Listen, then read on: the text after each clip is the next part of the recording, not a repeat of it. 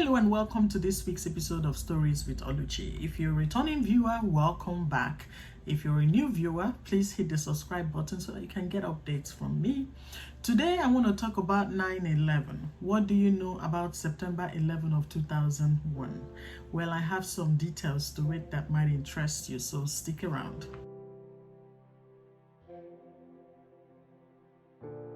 So on September 6 of 2001, Osama bin Laden received a message from his hijackers who had just entered the US, confirming that everything was in place for the attack.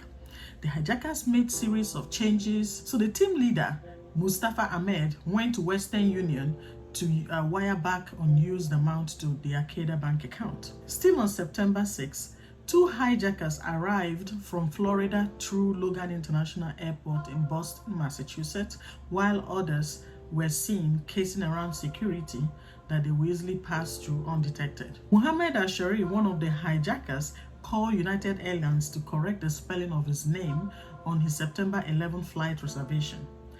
All 19 hijackers were in the US with visas issued in their real names with no background check conducted. Then, on that day, September 6, President George Bush did not act on a report he received from CIA titled Bin Laden Determined to Strike the US. Then, on September 11, the flight crew of United Airlines Flight 93 began boarding passengers and pointing them to their seats.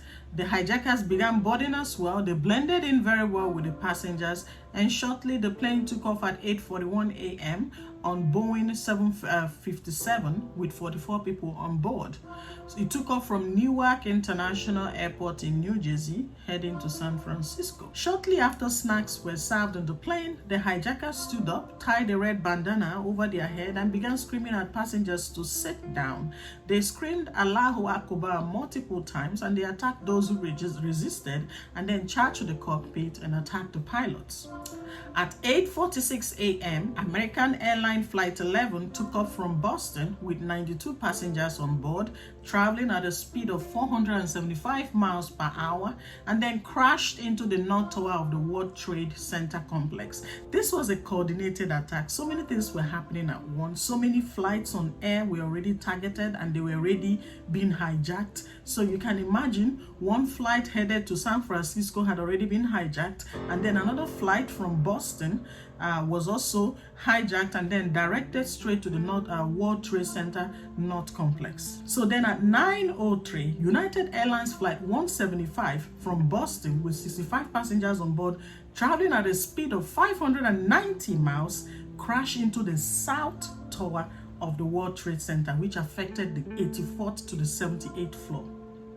Now, again, you're looking at the first flight from Logan International with 92 passengers cruising directly into the World Trade Center, the north section, and then another flight from Boston with 65 passengers was directed straight into the South Tower of the World Trade Center. So the South Tower burned for 56 minutes before it came crashing down at 9:59 a.m.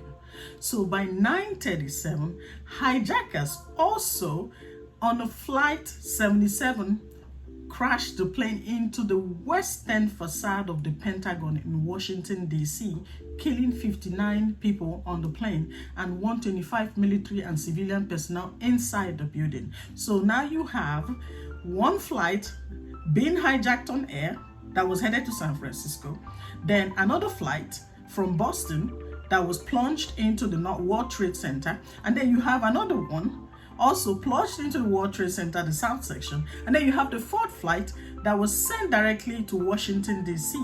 to crash the Pentagon. That's crazy, right? Survivors in the World Trade Center were seen rushing out of the building as dust cloud covered the sky. It was too thick to see and to breathe through. There was chaos in New York City.